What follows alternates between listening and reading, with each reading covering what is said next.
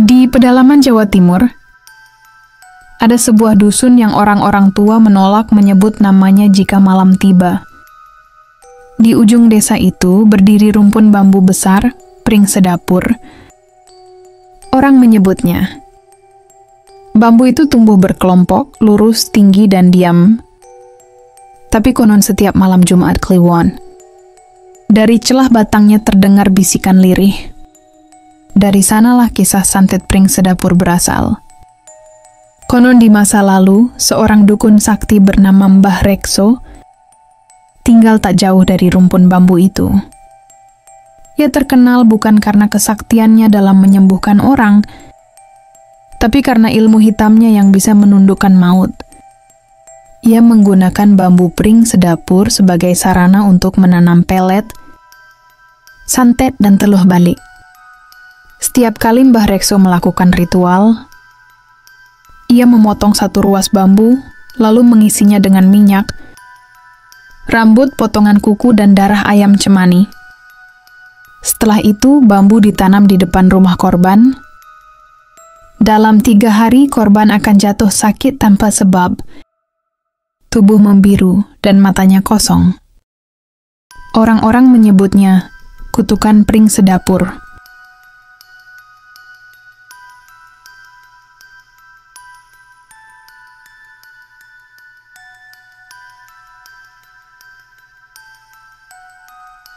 Namaku Vita. Tahun 2019, aku kembali ke kampung halamanku di Tulungagung. Setelah 5 tahun bekerja di Surabaya. Rumah kami terletak di ujung desa, dikelilingi sawah dan rumpun bambu besar yang warga sebut pring sedapur. Suasananya tenang, terlalu tenang malah. Begitu turun dari bus sore itu, aku mencium bau khas kampung, campuran tanah basah dan asap kayu bakar. Tapi begitu melangkah ke halaman rumah, bulu kudukku langsung meremang. Angin dari arah bambu berdesir dingin, dan entah kenapa, aku merasa seperti sedang diawasi.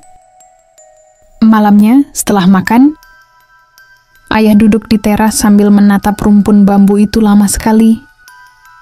Aku sempat bertanya, "Ya, kok sering banget lihat bambu itu?" Ia cuma jawab pelan, "Karena disitulah semua ini dimulai." Aku nggak ngerti maksudnya waktu itu.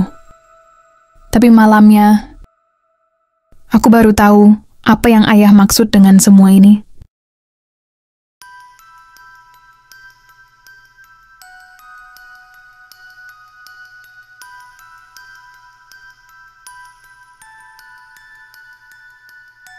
Sekitar jam 2 dini hari aku terbangun. Ada suara seperti seseorang mengetuk pelan dari arah dapur. Awalnya kupikir ayam atau tikus.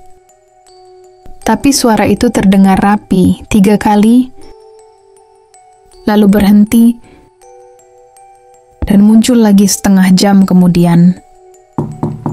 Aku beranikan diri turun dari kamar. Langit di luar jendela abu-abu, angin masuk dari celah pintu dapur.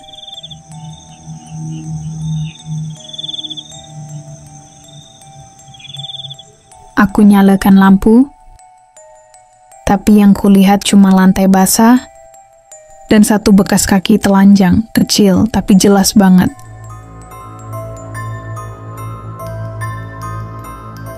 Paginya aku cerita ke ayah. Beliau cuma diam, lalu berkata, "Sudah mulai." Nada suaranya datar, tapi tangannya bergetar halus saat menggenggam gelas kopi.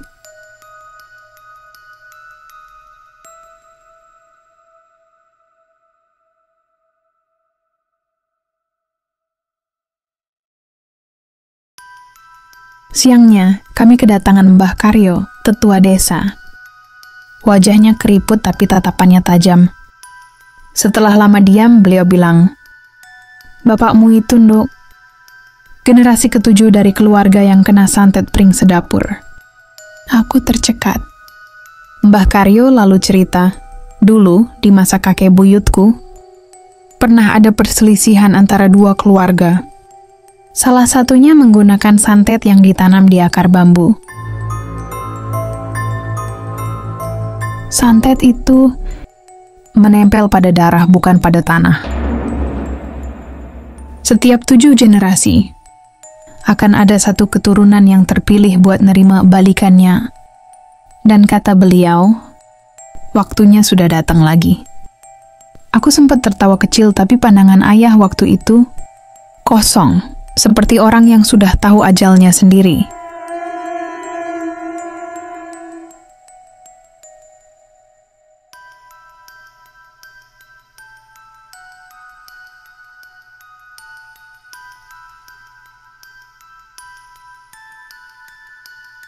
Malam Jumat Kliwon.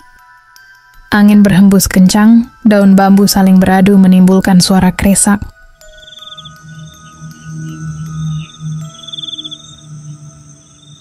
Aku mendengar suara kursi tergeser dari ruang tamu. Ayah berdiri menatap keluar jendela.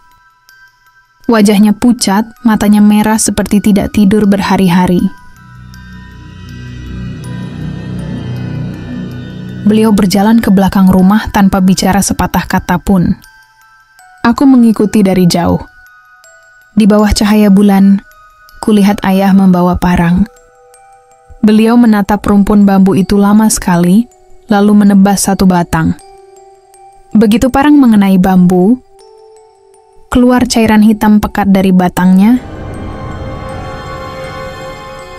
dan terdengar suara seperti desisan halus. Sss. Tiba-tiba ayah seperti kehilangan kesadaran. Beliau melangkah masuk ke antara bambu-bambu itu dan menghilang. Hanya tanah basah dengan jejak kaki terakhir ayah yang mengarah ke tengah rumpun bambu. Kami mencari sampai subuh. Tidak ada jejak, tidak ada suara, tidak ada apa-apa.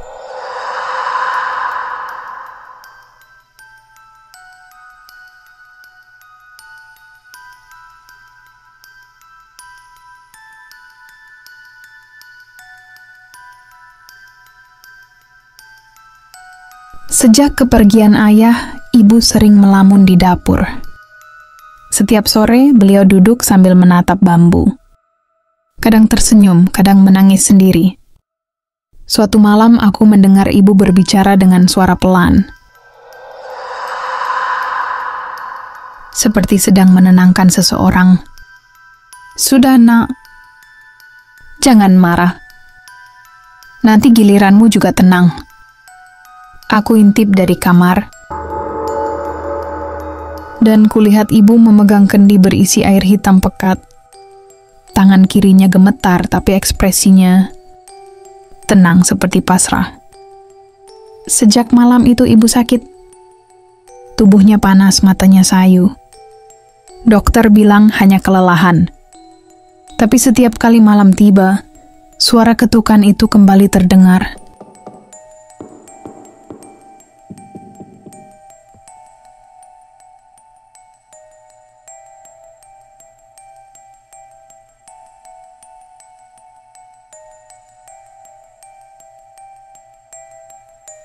Aku kembali menemui Mbah Karyo. Beliau duduk di bale-bale, menatapku dengan wajah sedih. "Vita, bapakmu sudah ngikutin jalan yang seharusnya dia tempuh. Dia itu penutup rantai ke-7, tapi belum tuntas." Aku bertanya maksudnya. Mbah Karyo menjelaskan, kalau darah bapakku belum dihentikan secara ritual, maka sisa pengaruhnya akan pindah ke keturunannya berikutnya, yaitu aku. Aku menolak percaya. Semuanya terlalu gila.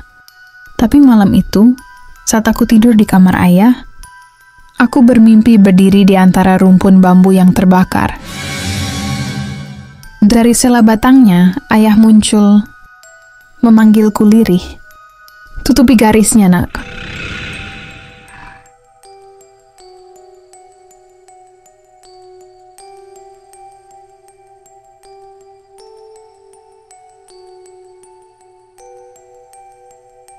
aku dan Mbah Karyo melakukan ritual sederhana.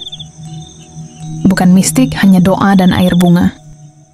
Kami lakukan di bawah rumpun bambu yang dulu ditebas ayah. Angin tiba-tiba berhenti. Suara jangkrik menghilang. Mbah Karyo berbisik pelan, "Ini bukan untuk memutus kutukan, tapi untuk menutup luka darah." Beliau mengambil sejumput tanah, menaburkannya di akar bambu, lalu meminta aku meneteskan darah dari ujung jariku ke situ. Seketika aroma wangi melati tercium kuat sekali. Bambu-bambu itu bergetar pelan, seperti bernapas. Dan entah kenapa, malam itu suara ketukan itu hilang.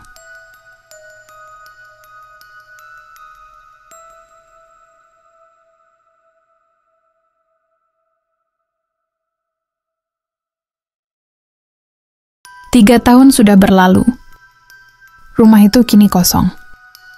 Ibu menyusul ayah 2 bulan setelah ritual itu selesai.